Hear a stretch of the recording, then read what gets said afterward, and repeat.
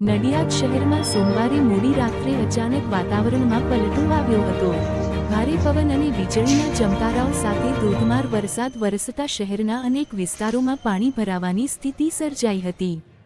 વરસાદ એટલો તીવ્ર હતો કે થોડા જ સમયમાં શહેરના મુખ્ય માર્ગો અને નીચાણવાળા વિસ્તારોમાં વરસાદી પાણી ભરાઈ ગયા હતા, જેના કારણે સામાન્ય જનજીવન પ્રભાવિત થયું હતું। શહેરના માઈ મંદિર અંડરપાસ અને ખોડિયાર અંડરપાસમાં મંગળવારની સવારે પણ પાણી ભરાઈ જવાના કારણે વાહનચાલકોને ભારે હાલાકીનો સામનો કરવો પડ્યો હતો। અનેક વાહનચાલકોને વૈકલ્પિક માર્ગોનો સહારો લેવો પડ્યો હતો। જો કે શ્રેયસ અંડરપાસમાં વરસાદી પાણી ઓસરતા સ્થાનિકોને થોડી રાહત મળી છે અને વાહનવ્યવહાર ધીમે ધીમે સામાન્ય થતો જોવા મળ્યો છે। રાત્રિ દરમિયાન પડેલા તોફાની વરસાદની સાથે શહેરના અનેક વિસ્તારોમાં વીજ પુરવઠો પણ ખોરવાયો હતો। કલાકો સુધી વીજળી બંધ રહેતા નાગરિકોને મુશ્કેલીનો સામનો કરવો પડ્યો હતો। ખાસ કરીને રાત્રિના સમયે વીજળી ગુલ થવાને કારણે લોકોને અસુવિધા અનુભવવી પડી હતી।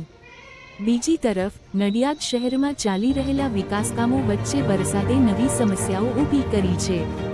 ગભાણ રોડ પર ડ્રેનેજ લાઇનની કામગીરીને પગલે કલેક્ટર કચેરીના ગેટ પાસે ભૂવા પડવાના બનાવો સામે આવ્યા છે, જેના કારણે કચેરીએ આવતા અરજદારોને આવવા જવામાં મુશ્કેલીઓનો સામનો કરવો પડી શકે છે।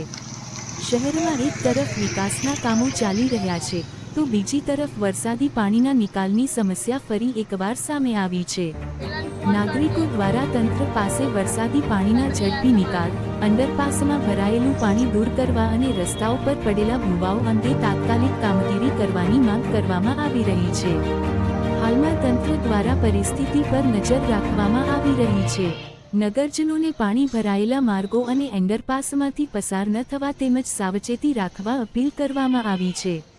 નડિયાદમાં મોડી રાત્રે વરસેલા તોફાની વરસાદે શહેરના જનજીવનને અસરગ્રસ્ત કર્યું છે। હવે તંત્ર કેટલી ઝડપથી પાણીનો નિકાલ અને રસ્તાઓની મરામત કરે છે તે જોવાનું રહેશે।